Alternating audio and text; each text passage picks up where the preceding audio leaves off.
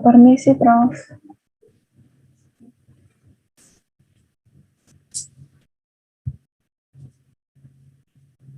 Ya, mulai.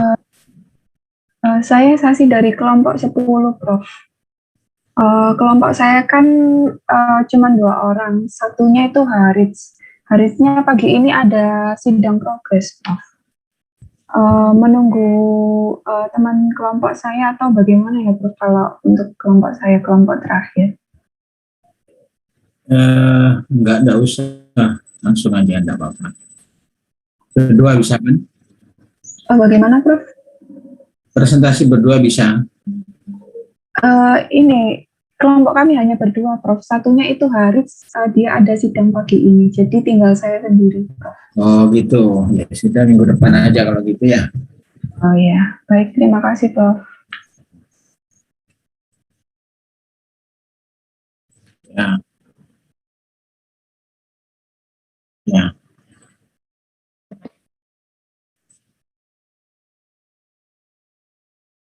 email ya. Sudah, sudah terkumpul belum? Ya, ya, sudah.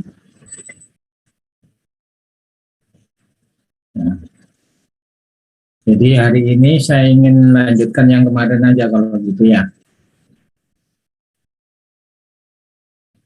Materi yang kemarin kan belum selesai, jadi saya lanjutkan aja.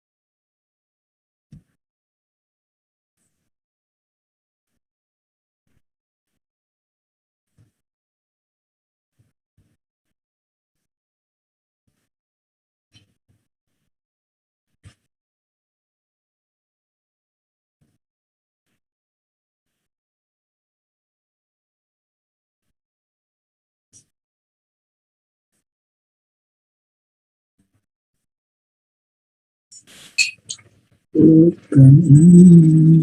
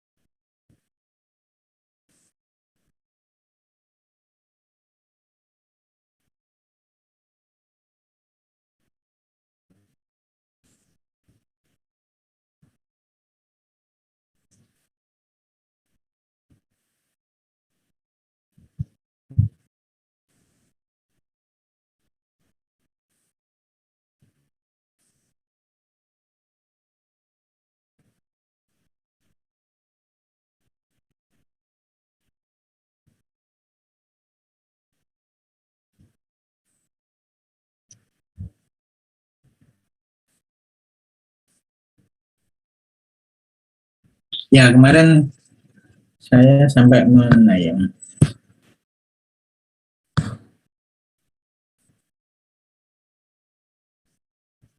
Closing cost.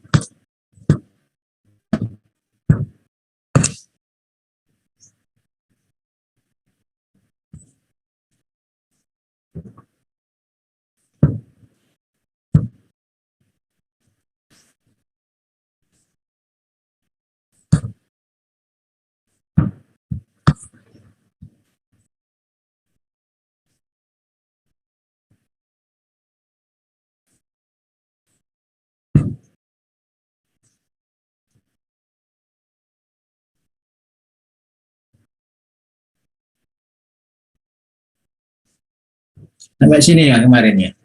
Apa sudah lewat ini?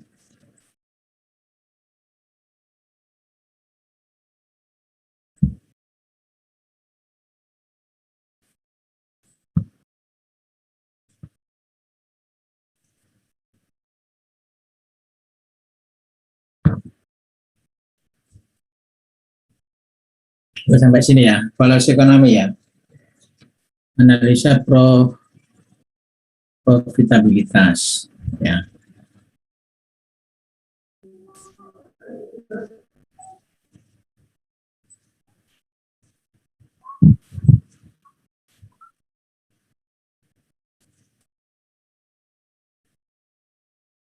Iya, seperti kemarin minggu yang lalu saya sampaikan ini, yang dimaksud analisis probabilitas itu adalah kelayakan ekonomi. Jadi sebutannya ada evaluasi ekonomi, kelayakan ekonomi, ya, analisis profitabilitas, ya. Jadi analisis profit, ya. Jadi untuk menganalisis profit itu tidak sekedar berapa yang dikeluarkan dan berapa yang dihasilkan, ya kan. Profit itu kan laba, ya. Laba itu kan selisih yang dihasilkan kurangi yang dikeluarkan, ya. Karena investasi di dalam suatu pabrik itu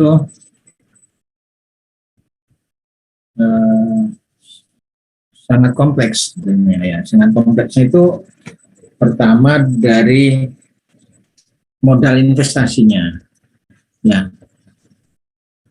Jadi modal investasinya itu bisa modal sendiri atau sebagian pinjam di bank. Kemudian keuntungan yang diperoleh itu untuk sebagian untuk bayar bank, ya, sebagian untuk bayar dividen pemilik modal, ya,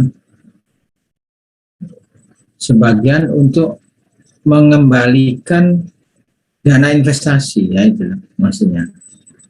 Jadi itu bedanya dengan misalnya mengembalikan dana investasi. Ya, jadi kalau itu sudah dipenuhi, biasanya itu yang benar-benar profit, bayar pajak, ya, tambah bayar pajak, terus benar-benar jadi profit, ya, net profit, ya. Net profit itu nanti masih dibagi lagi, ya, untuk gaji karyawan dan sebagainya sudah masuk di situ, ya, sudah nggak termasuk net profit. Net profit itu diambil siapa gitu, ya. Jadi tidak kembali ke pemilik modal, tidak diambil oleh manajemen atau karyawan, ya, tapi sebagian dijadikan bonus biasanya. Ya, jadi kalau dari net profit itu sebagian jadi bonus untuk manajemen dan karyawan. Ya. Jadi tiap perusahaan itu bonusnya beda-beda gitu ya. Ada yang bonus tahunan itu langsung karena prestasi produksinya, ya, seperti di petrokimia itu, misalkan operator sama manajemen bisa meningkatkan produksi di atas kapasitas yang direncanakan. Ya, dia bisa ada kelebihan. Nah, kelebihan itu nanti dijadikan bonus, dibagi kepada karyawan dan manajemen. Ada juga yang modelnya itu berupa gaji tambahan. Ya, kalau di pegawai negeri itu kan ada gaji ke-13. Ya, ada gaji ke-14 gitu ya. Ada 2 kali gaji gitu. Kalau di BUMN itu gajinya bisa lebih dari 24. Ya, aneh kan ya. Ya, jadi ada gaji bulanan 12 bulan, terus nanti di akhir tahun itu ada 12 gaji. Nah, jadi gaji ke-13, 14, 15 sampai gaji ke-24. Ya. Itu karena dari net profit itu, ya. Jadi dari net profit ya semua terbayar semua, jadi dibagi jadi kesejahteraan manajer dan karyawan juga, ya. Itu pada umumnya ya. Tapi yang aneh yang kita jumpai di perusahaan BUMN, walaupun perusahaannya rugi, tapi tetap ada bonus. Nah, itu yang aneh itu ya. Itu ada juga yang begitu ya. Perusahaannya rugi, tapi tetap bonus, tetap dibagi gitu. Itu yang rumit. Nah, selain dibagi untuk kesejahteraan, net profit itu dipakai untuk modal investasi baru. Jadi untuk bangun pabrik baru, misalkan gitu ya. Jadi ada istilah apa, OPEX sama CAPEX ya. Sebenarnya CAPEX itu bukan hanya di awal sebetulnya. Jadi CAPEX itu dialokasikan untuk setelah pabrik itu profit, itu diinvestasikan baru ya.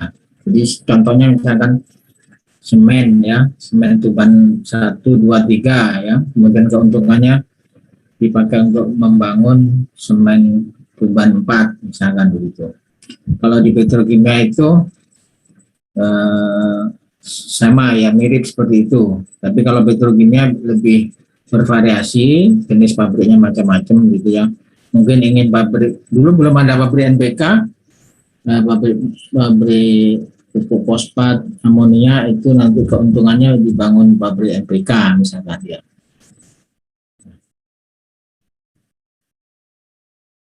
Nah, sehingga perhitungan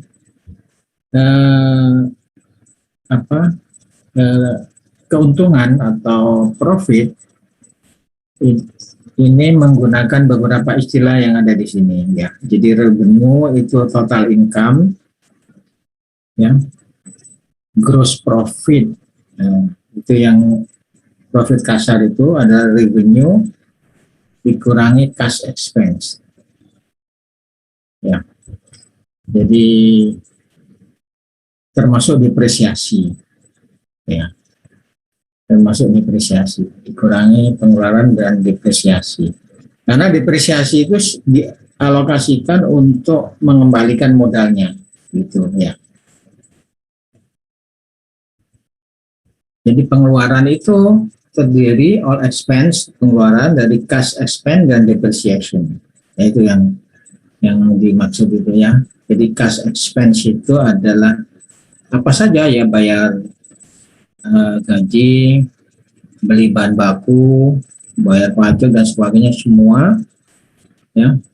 Pajak masih di bawahnya lagi nanti ya.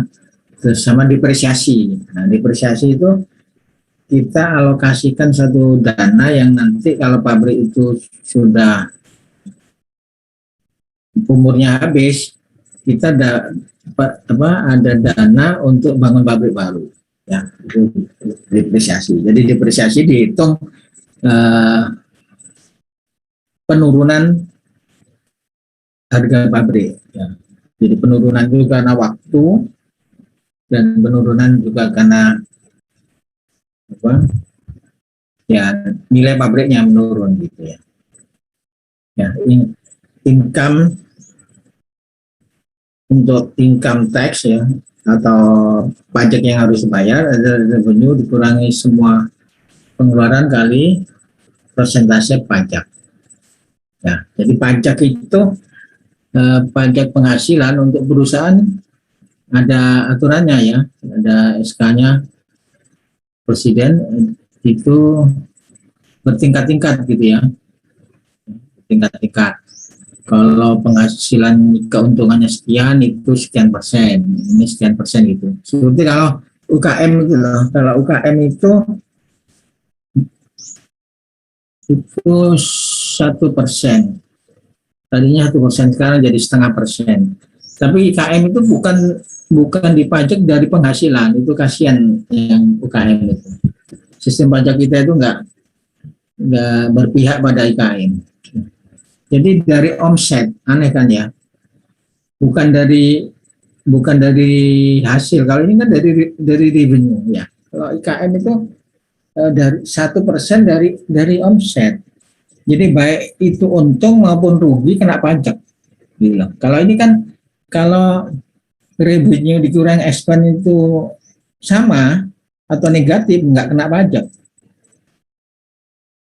Ya, itu bedanya ya. Yang IKM itu kasihan sebetulnya ya. Untuk yang awal-awal dia usaha ya, kalau dia untung nggak dikena pajak, tidak untung nggak pajak. Pajaknya sama 1% dari omset, bukan 1% dari penghasilan. Kalau dari penghasilan mungkin bisa lebih dari 10%. Ya. Kalau omset itu kan semua hasil penjualan. Ya. Jadi belum dipotong biaya pengeluarannya, belum biaya gaji karyawannya, itu sudah dipotong itu. Nah, itu yang nggak logis sebenarnya perpajakan kita. Ya, jadi di situ ada istilah net profit before tax, revenue dikurangi all expense, net profit after tax, ya, setelah dikalikan faktor pajak. Nah, kemudian cash flow, ya, cash flow itu dana aliran ya, aliran dana cash ya, jadi net profit plus depresiasi, ya, atau revenue dikurangi cash expense dikurangi income tax, ya, atau dan seterusnya sini contohnya gitu ya. Jadi cash flow itu akan menjadi ukuran ya nanti kesehatan dari perusahaan ya. Sehingga analisa profitabilitas itu ada dua pendekatan sebetulnya ya. Ada pendekatan atau metode tanpa memperhatikan nilai uang. Jadi misalkan ROI apa return on investment gitu ya. Itu tinggal berapa besarnya profit dibandingkan berapa modalnya. Ya. Nanti ketemu berapa persen. Padahal peristiwanya rumit sekali, ya. Ya, kalau untuk usaha kecil bolehlah pakai model seperti itu. Tapi kalau untuk perusahaan cukup rumit karena di situ harus bayar bunga, harus bayar pajak, harus bayar dividen dan sebagainya.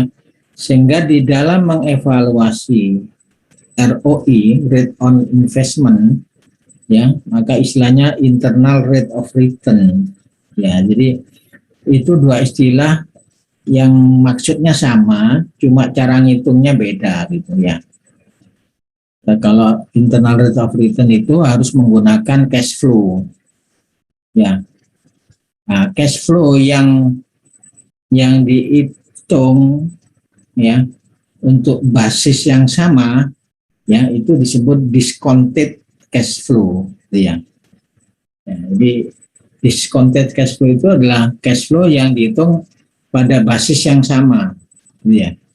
Jadi misalkan gini, keuntungan 10 tahun yang akan datang itu sudah kita hitung ya, kita proyeksikan ke tahun sekarang gitu ya. Keuntungan 5 tahun yang akan datang itu juga kita proyeksikan sekarang, itu makanya disebut discounted cash flow ya.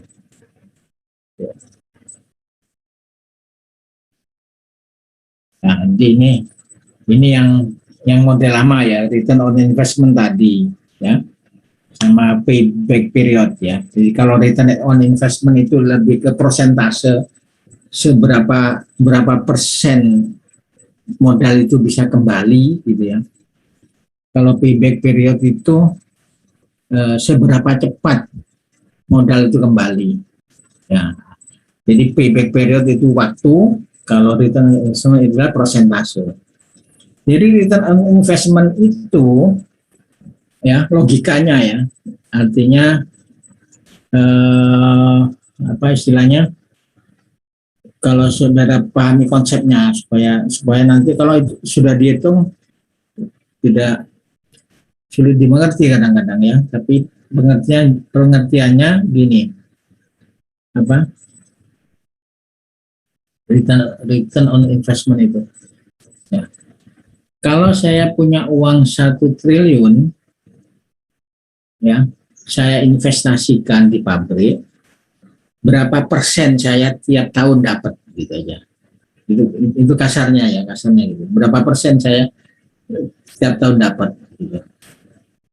Kalau dapatnya itu 10% ya, berarti investasi itu tidak layak. Kenapa? Karena itu nilainya setara atau di bawah bunga bank ya. Jadi yang dimaksud bunga bank itu bukan bunga bank tabungan, bukan bunga bank deposito, tapi bunga bank kredit. Ya, kenapa kredit? Karena kita sebagian modal kan pinjam.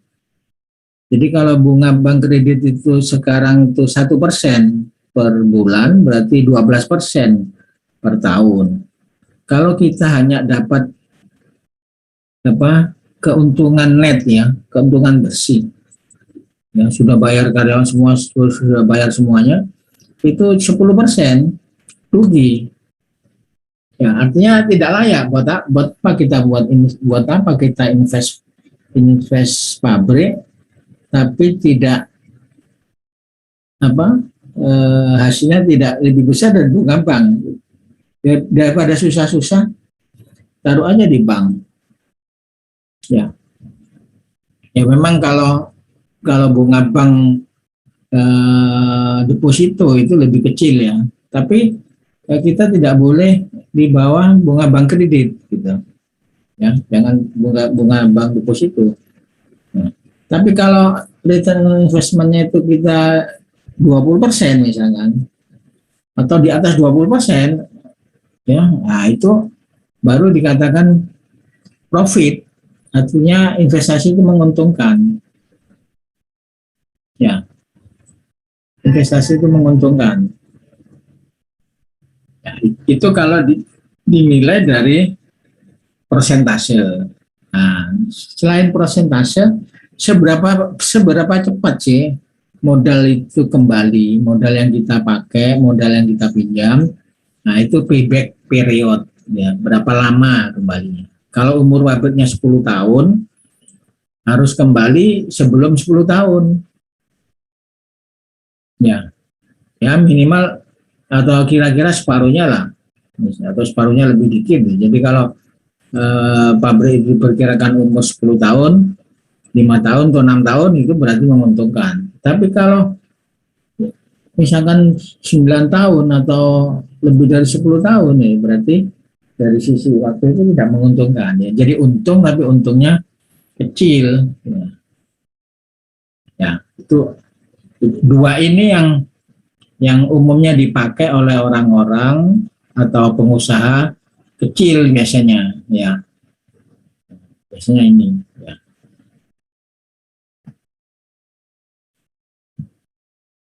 Berat. Nah, ya, jadi istilahnya ROI atau rate of return ya, sama aja. Return on investment atau rate of return.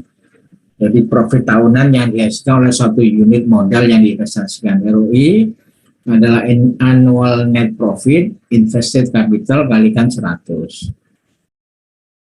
Nah itu nanti net profit sebelum atau sesudah tax. Ya, dapat menggunakan net profit di tahun ketiga. Modal yang diinvestasikan original total capital investment, fixed capital, investment dan sebagainya. Disebut juga engineer method. Nah, ada juga yang pakai rumus ini, gitu ya. Nah, dia ada beberapa rumus memang ya. ROI tadi paling simpel tadi ya. Paling simpel ini tadi ya. Annual net profit invested capital itu paling apa. Tapi ada juga yang pakai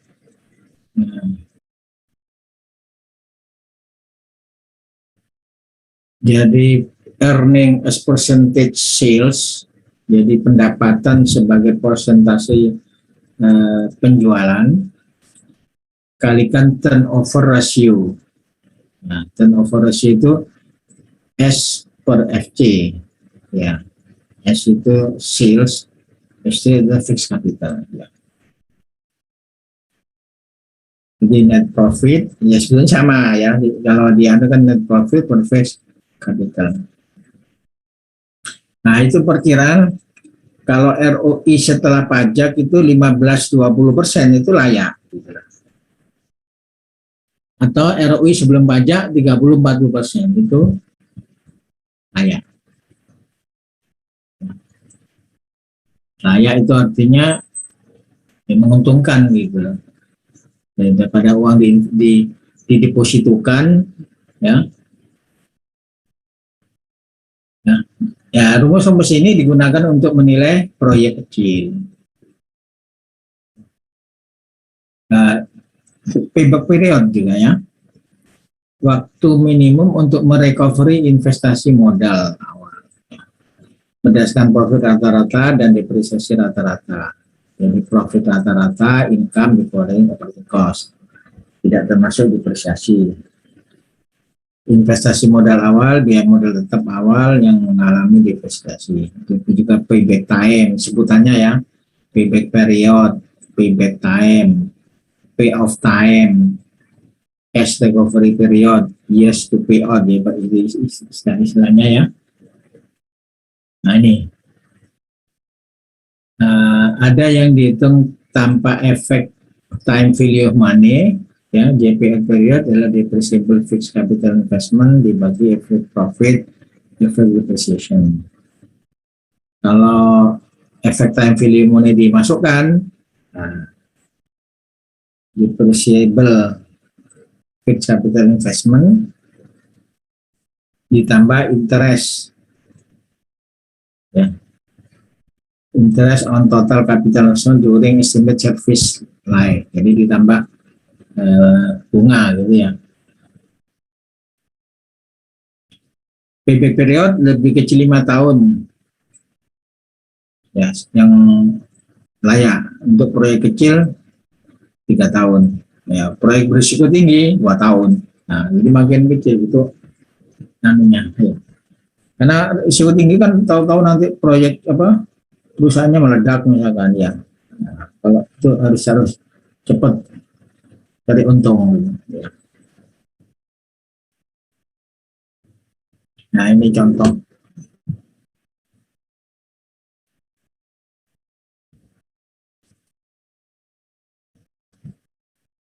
Pabrik baru untuk produk bahan kimia spesialis didesain dengan laju produksi 1.000 ton per tahun.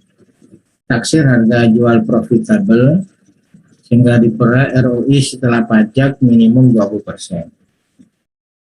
Ya, dengan asumsi total capital investmentnya 1 juta US dollar. Ya, 1 juta US dollar itu kira-kira 14 M gitu ya. Fixed capitalnya 800.000,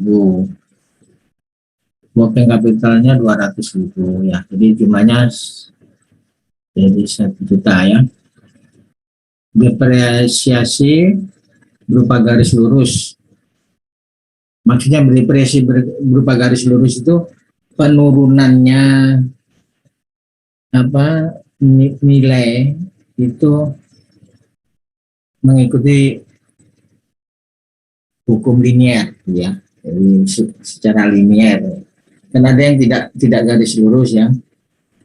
Ya, seperti contoh di Timber House itu ada contohnya di slide ini juga ada contohnya kalau tidak lurus. Biaya operasi tahunan 200.000 per tahun. Terus pajaknya 35%. Nah, jadi kita hitung ROI after tax ya, rasio antara profit setelah pajak dan investasi modal. Ya, investasi modal, fixed capital tambah working capital. Jadi kalau dirumuskan ROI ya, after tax, AT itu ya, profit after tax dibagi TCI ya. S min C0 plus D 1 min T dibagi FV plus FW. Kalau net profit after tax, masukkan angkanya, yang diharapkan 20%, jadi 0,2, 200.000. Jadi depresi linear 8 tahun, berarti 800.000, fixed capital dibagi 8, jadi penurunnya jelas 100.000 depresiasinya. Ya. Nah, dari rumus P AT sama dengan P before tax, ya, di rumusnya S min C0, maka harga jual yang profitable minimal 608.000 US dollar per ton. Gitu. Ya, jadi kalau ini soalnya ditetapkan berapa harga jual dari produk tersebut supaya bisa menghasilkan rate of return 20%. Ya. Tapi kalau untuk desain ini kan dibalik ya. Jadi kita tidak menetapkan ROI, tapi kita menghitung ROI. Ya. Jadi kita memperkirakan harga jual. Ya, harga beli bahan baku, harga jual produk itu kita perkirakan. Setelah itu baru kita hitung ROI-nya. Nah, nanti kalau ROI-nya terlalu kecil atau terlalu besar, nah ini perlu dievaluasi lagi apakah penetapan harga jual itu kita terlalu rendah atau terlalu tinggi.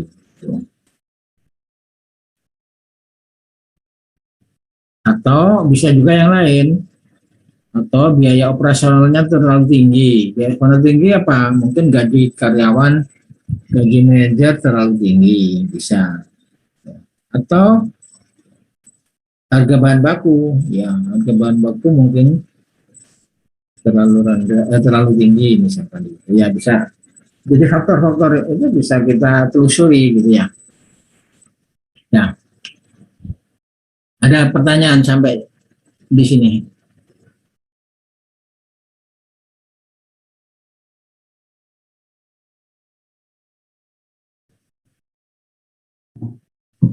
Saya izin bertanya, Prof.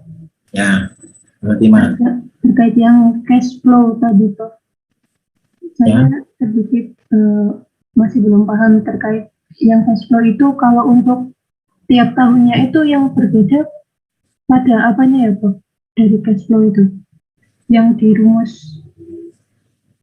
Oh, nanti ya. Setelah ini cash flow ya. Jadi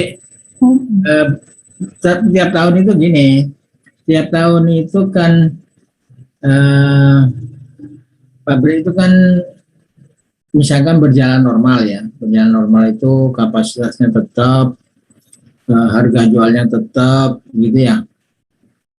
Nah, di situ kan harus bayar ini, ya apa? Ya bayar pengembalian, ya bayar pengembalian, bayar bank, gitu ya. Nah nanti tiap tahun kan berkurang, yang dibayar itu kan berkurang. Jadi misalkan pinjaman bank itu 500 miliar gitu ya. Nah, setahun nyicil berapa? Nah, cicilannya itu diperkirakan dari bunga ya, dari bunga. Nah, jadi tahun berikutnya apa yang berubah? Ya karena yang sudah dicicil kan berarti pengeluaran cicilan banknya kan berkurang. Ya keuntungannya, profitnya tetap. Nah, itu ya. Ada juga yang menambahkan inflasi gitu. Tapi kalau inflasi itu sebetulnya nggak perlu dimasukkan di cash flow. Ya ada yang memasukkan cash flow gitu. Ada yang berpandangan begitu. Sebenarnya nggak perlu karena kita membandingkan keuntungan itu udah tentu terhadap bunga bank ya. Artinya uang yang di bank pun juga mengalami inflasi gitu ya, atau mengalami penurunan nilai. Seandainya misalkan nilai uang rupiah menurun terhadap dolar gitu ya. Ya. Keuntungan kita jadi dolar kan itu juga sama-sama menurun sehingga nggak perlu dimasukkan karena ada di rumus-rumus pekerjaan mahasiswa sebelumnya itu selalu memasukkan nilai inflasi ya. Tapi kalau di Peters tidak ada, tidak dimasukkan ya cash flow itu ya diambil dari penghasilan sales ya sama pengeluaran.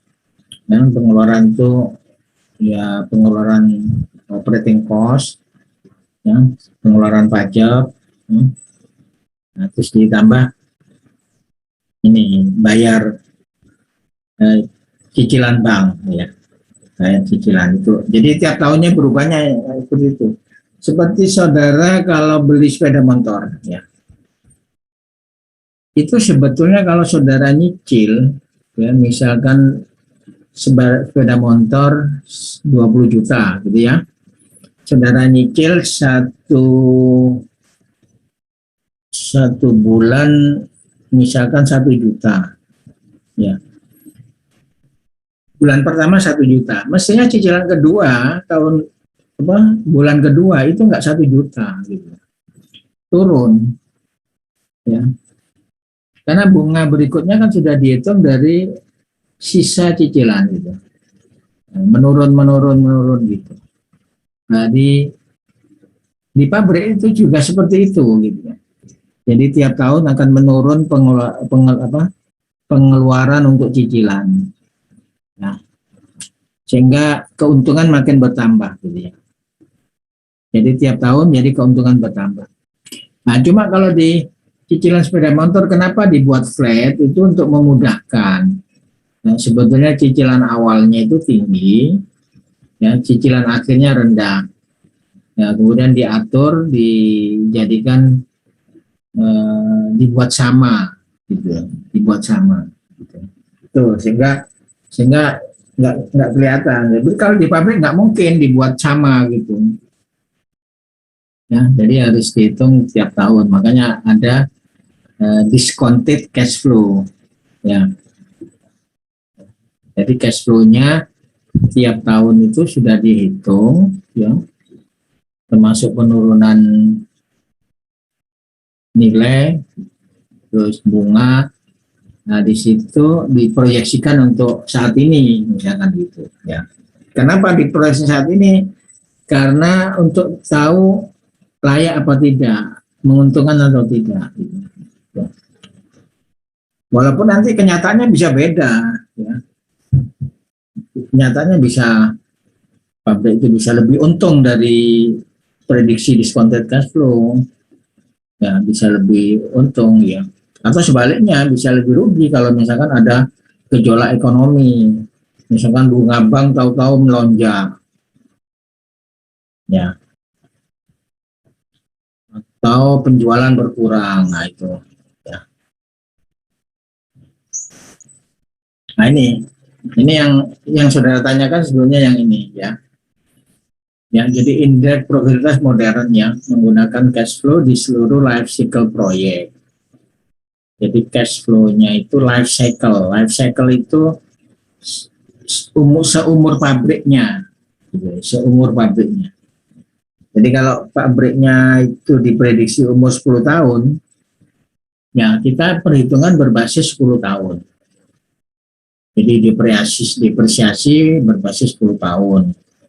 Ya, terus untuk perhitungan rate of return atau IRR, terus itu semua berbasis 10 tahun. Seandainya pabriknya masih bisa beroperasi sampai 15 tahun, nah itu jadi keuntungan tambahan nanti ya. Jadi keuntungan tambahan. Sebaliknya kalau pabriknya terus meledak di umur 5 tahun, nah itu rugi. Ya. Makanya ada asuransi. Ada asuransi itu bisa mengcover kerugian. Ya. Jadi di dalam tugas pradesain itu yang dibuat nanti saudara menggunakan yang ini ya. Jadi ada 3 atau 4 metode di sini ya. Net present value atau NPV ya. Kemudian discounted cash flow of return ya atau IRR. Terus capitalized cost. Capitalized cost itu ya POT ya. POT ya. Jadi untuk pengembalian modal capitalized cost. Terus ada lagi benefit cost ratio juga ada ya. Jadi ada beberapa sebetulnya, masih ada lagi sebetulnya, cuma dibatasi 3. Kalau yang lama itu ada tambahan BEP gitu ya. Jadi BEP itu sebetulnya kurang cocok ya sebagai profitabilitas. BEP itu lebih kepada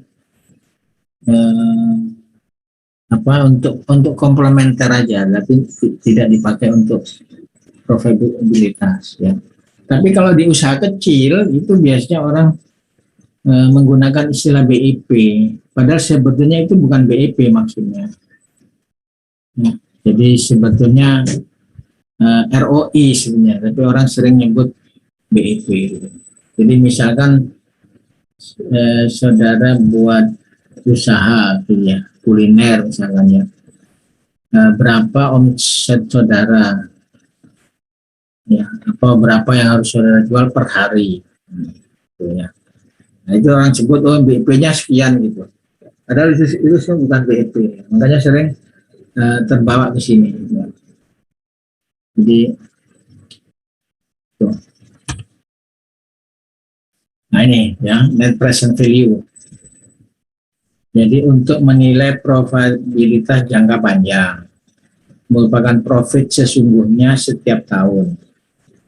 Cash flow ya disimbolkan dengan CFN yang diterima di tahun N dibawa ke present value. Nah, itu maksudnya. Jadi cash flow itu kan tiap tahun ada cash flow.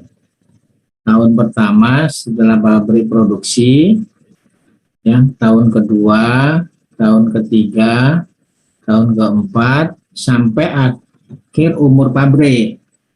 Kalau umur pabriknya itu 10 tahun, berarti cash flow-nya itu N-nya ada 10. Ya.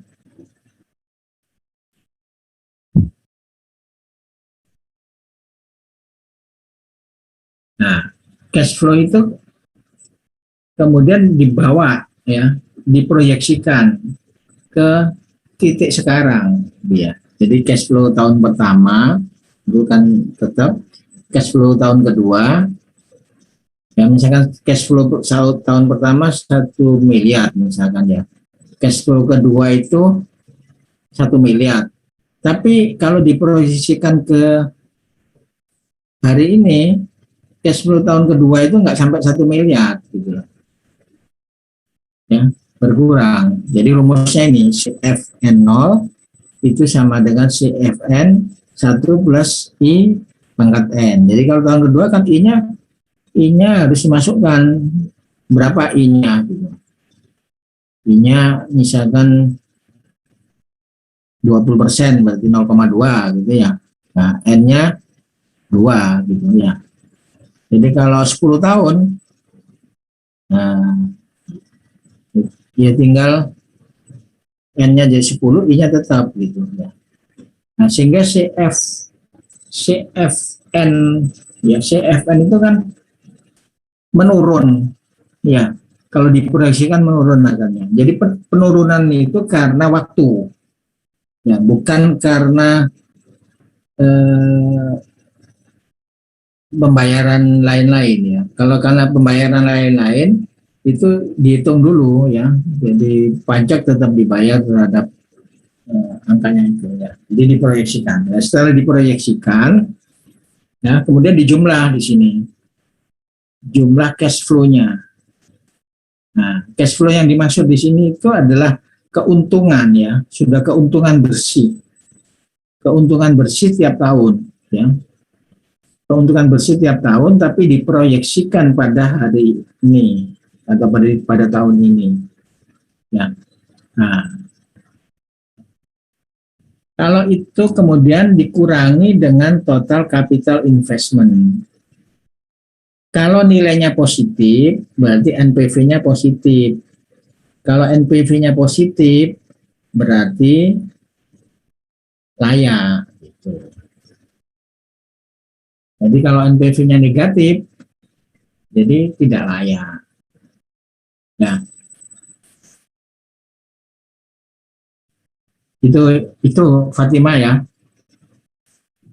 Fatima bisa dimengerti yang ini maksudnya, yang kamu pertanyaanmu tadi. Iya, Prof. Sudah. Ya. Ya.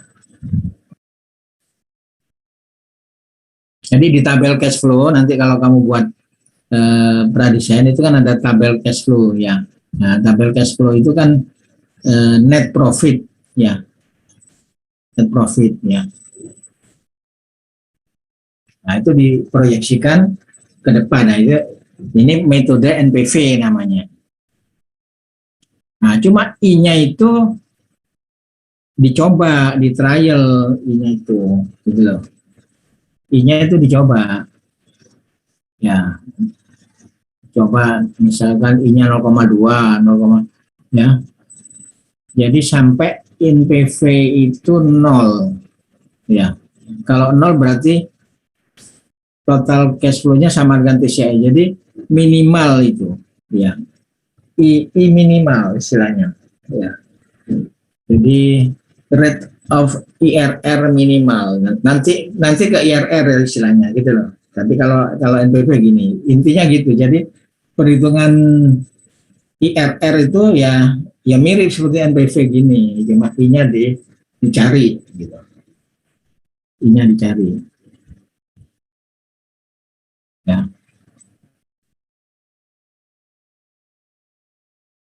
Jadi analisis net present value itu objektif, memaksimalkan NPV, recovery initial investment, menghasilkan nilai tambah setelah break-even point, ya, ukuran nilai total yang dicapai pada periode yang lama tergantung pada asumsi suku bunga. Gitu.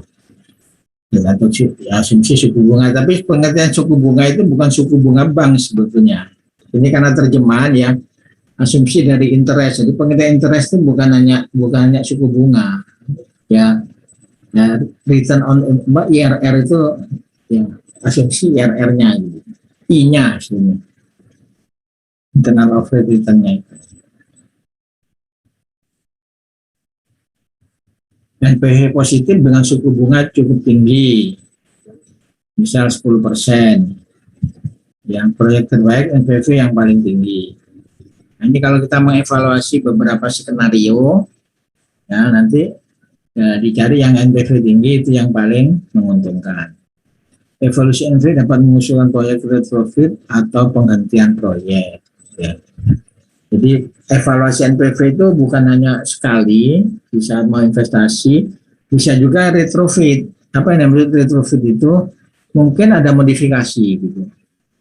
Ya, kayak revitalisasi. Misalkan satu pabrik ya, makin lama kok produksinya menurun. Nah, itu perlu diretrofit istilahnya, dievaluasi lagi, mungkin ada alat yang perlu diganti, ya, atau proses yang dimodifikasi, itu namanya retrofit. Ya. Atau penghentian proyek. Ya. Penghentian proyek berarti dihentikan karena sudah tidak menguntungkan di evaluasi ini.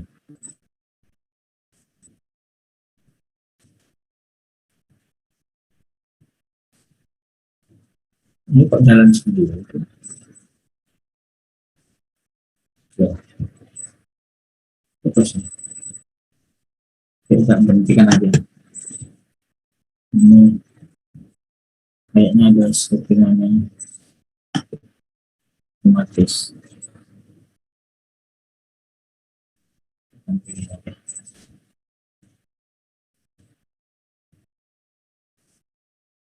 Jadi sampai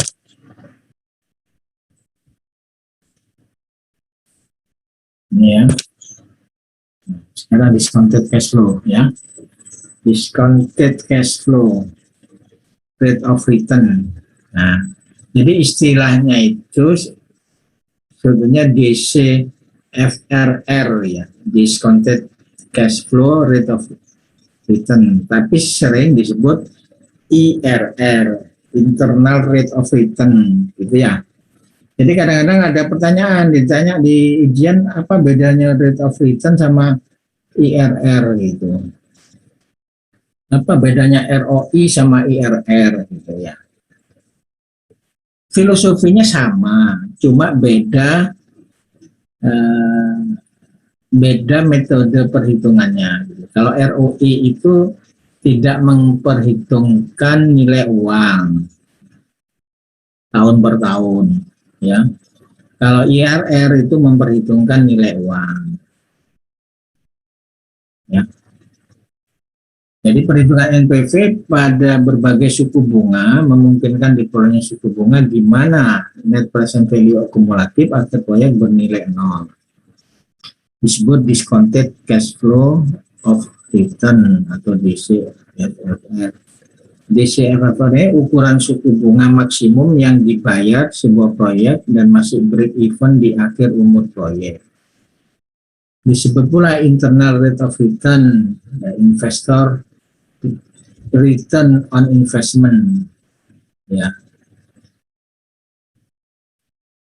Jadi IRR itu ada yang merupakan singkatan internal rate of return, bisa juga investor return on investment, bisa profitability index, interest rate of return, atau discounted cash flow, ya. Jadi banyak istilah ya, jadi jangan bingung dengan istilah gitu ya. Jadi itu sama. Ya.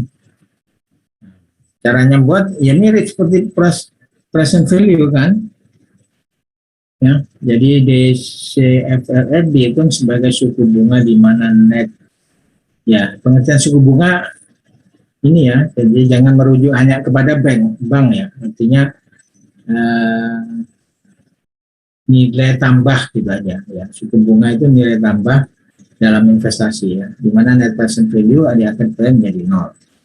Jadi di NPV-nya itu nol gitu ya. Jadi cash flow dikurangi TCI sama dengan nol.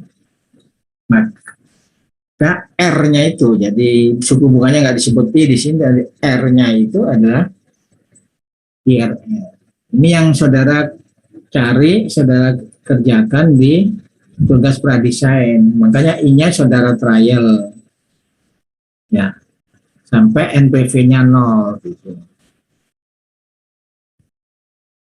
Jadi menggunakan nilai setelah pajak yang dikoreksi dengan inflasi.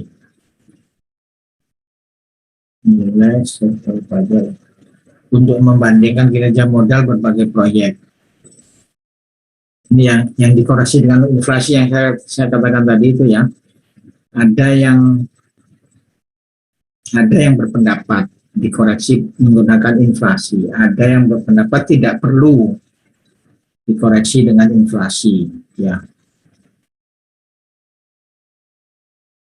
Untuk membandingkan kinerja modal berbagai proyek, ukuran harga maksimum proyek dan sales berusaha paling disukai. Ya, sama ya.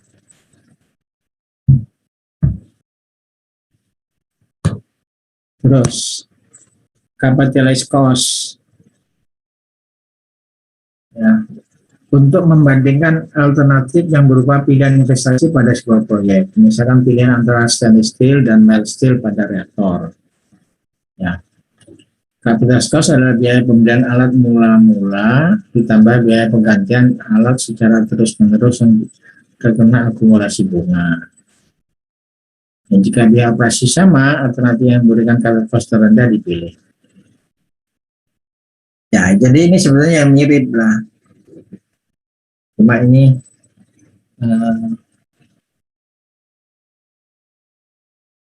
untuk alat, ya, sama. Jadi ini rumus capitalized cost ya. Tapi yang diwajibkan nggak pakai ini. Ada satu lagi yang apa tadi? Payback period ya. Payback period itu ini kata masukan. Sama hitungannya sama seperti IRR ya. Cuma nanti dilihat pada posisi itunya sama gitu ya. Sehingga diambil tahunnya berapa lama tercapainya ya. Kalau IRR itu diambil I-nya gitu ya. Jadi I-nya di trial dulu dari IRR, kemudian nanti dibuat cash flow dengan I yang sudah didapat, nanti berapa tahun modal itu kembali ya. Terus ada satu lagi ini tidak perlu ya. Oh, ada lagi sensitivitas. Apa yang dimaksud sensitivitas ya? Jadi sensitivitas itu seberapa besar perubahan jika jika ada perubahan ya. Jadi menguji pengaruh ketidakpastian komponen biaya seperti biaya bahan baku. Seandainya biaya bahan baku naik ya, misalkan minyak bumi ya, hilang minyak, harga minyak dunia naik, yang biasanya $40 naik jadi $80 atau $60 misalkan. Apakah pabrik itu masih untung apa enggak gitu? Ya. Nah, kalau tidak untung, bagaimana? Nah, harus menaikkan nilai jual. Makanya kenapa bensin itu naik, harga bensin naik, bensin solar naik, itu karena bahan bakunya naik. Ya, itu namanya sensitivitas. Tapi kadang-kadang bahan baku berubah, tapi tidak naik. Itu karena masih ada di margin menguntungkan, gitu. Atau subsidi. Nah, kalau dulu nilai harga bensin nggak pernah naik karena ada subsidi. Sehingga nilai subsidinya yang berubah-ubah. Kalau harga bahan bakunya naik, subsidinya jadi tambah besar gitu. Nah, jadi prosedur investasi dan cash flow dihitung dengan menggunakan nilai berbagai faktor yang paling mungkin terjadi. Cash flow dan kriteria ekonomi dihitung dengan menggunakan rentang error setiap faktor, misalkan 10%.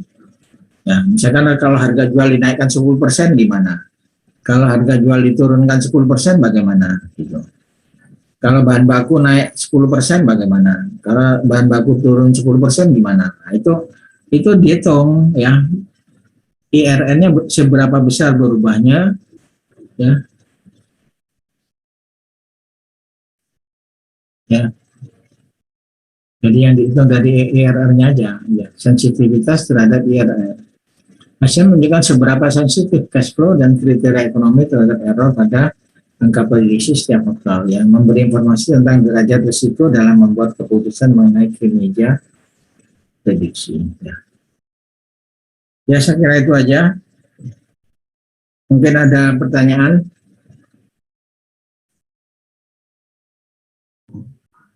Saya izin bertanya lagi, Bu. Ya. Untuk yang payback period itu berarti tidak perlu untung ya, Prof? Yang penting balik modal dulu. Apa harus sudah untung? Enggak, dari IRR-nya dulu. Ya harus untuk, ya untungnya tetap. Cuma untungnya itu seberapa cepat modalnya kembali gitu loh. Ya. Jadi kalau misalkan umurnya 10 tahun, modal itu bisa kembali itu berapa tahun?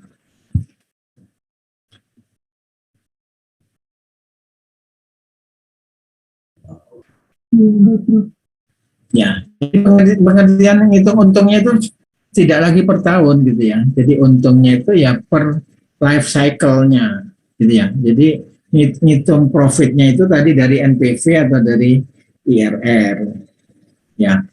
Nah, seberapa besar untungnya itu, nah nanti dilihat di payback periodnya itu ya. Kalau untungnya besar ya payback periodnya jadi kecil. Ya payback period nggak mungkin lebih dari mesti untung gitu loh. Artinya cuma kembalinya seberapa cepat gitu. Kalau misalkan invest umur pabrik 10 tahun, dia sudah bisa kembali 5 tahun, ya kan berarti menarik untuk proyek itu. Kalau ada investasi lain yang payback periodnya yang angkanya sama, misalkan tapi payback periodnya 7 tahun atau 8 tahun, pilih mana proyeknya gitu. Ya. Misalkan kita mau investasi pabrik semen apa mau investasi pabrik pupuk misalkan. Oh, kalau pabrik pupuk ya IRR-nya misalkan katakannya IRR-nya sama ya 20% ya. Tapi payback periodnya di pabrik semen lebih cepat misalkan. Nah, jadi ini dua kriteria investasi ya. Nanti tambah lagi satu apa tadi? NPV gitu ya. Tiga kriteria. Jadi tiga kriteria itu harus dihitung semua untuk dikatakan layak. Kadang dari tiga kriteria itu dua layak, satu tidak layak. Bisa jadi seperti itu. Ya. Kalau bisa tiga-tiganya layak ya sudah, itu namanya ya, layak secara ekonomi. Terus satu lagi, kadang-kadang pabrik tetap didirikan walaupun tidak layak. Apa kira-kira alasannya?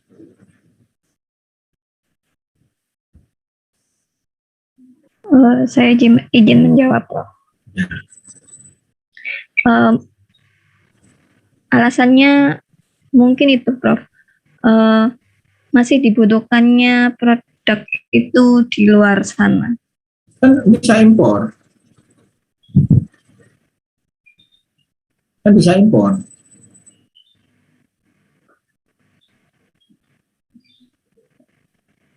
Daripada invest tapi nah, ini ada dua contoh. Yang pertama itu menyangkut masalah lingkungan. Ya. Jadi walaupun tidak menguntungkan tapi pabrik itu tetap harus dijalankan masalah lingkungan. Jadi ada concern lingkungan. Nah, siapa yang nanggung kerugiannya? Pemerintah. Jadi proyek yang rugi tapi tetap dibangun itu pemerintah. Jadi kalau proyek pemerintah itu tidak selalu untung, ya, karena ada faktor. Ya, pertama tadi masalah lingkungan. Misalkan penanggulangan limbah, proyek investasi untuk mengolah limbah, misalkan. Proyek investasi mengolah limbah itu tidak selalu untung, bisa rugi. Tapi pemerintah harus, soalnya itu kewajiban internasional. Kalau tidak nanti jadi masalah. Nah, itu pertama ya. Yang kedua, proyek itu berhubungan dengan kesejahteraan masyarakat yang menjadi tanggung jawab pemerintah. Seperti pabrik pupuk fosfat di petrokimia itu nggak untung itu. Dikira untung itu pabriknya. Nggak untung tuh. Ya coba bayangkan pabrik fosfat di petrokimia itu. Bahan bakunya harus didatangkan dari jauh. Dari Yordania, dari Maroko. Ya, bahan bakunya aja jadi mahal.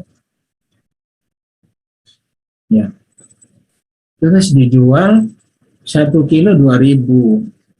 Padahal kalau ingin untung itu harus dijual 10.000. Itu baru pabriknya untung. Tapi dijual 2.000 ke petani. Kenapa ya? Karena untuk kesejahteraan petani.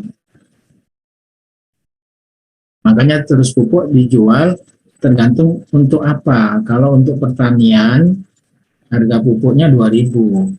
Tapi kalau untuk industri atau untuk apa? Untuk perkebunan itu lain. Jadi pupuk untuk perkebunan sama pertanian itu aja sudah beda. Makanya saknya atau kemasannya itu ditulis ini pupuk bersubsidi sama pupuk yang tidak bersubsidi. Ya. Jadi kalau dihitung ekonomi nggak untung pabrik pupuk petrokimia itu, atau yang fosfat terutama. Kalau yang amonia masih untung. Kalau amonia kan bahan bakunya ada di sini semua ya, udara, gas alam, ada itu untung. Tapi kan, makanya pabrik amonia itu di mana-mana ada kan, petrokimia ada, PKT ada, Pusri, Pujang, terus mana semua pabrik amonia. Coba pabrik pupuk fosfat mana yang ada? Cuma di petrokimia aja, nggak ada di. Pusri nggak memproduksi pupuk fosfat, semua nggak ada. Jadi petrokimia itu proyeknya pemerintah.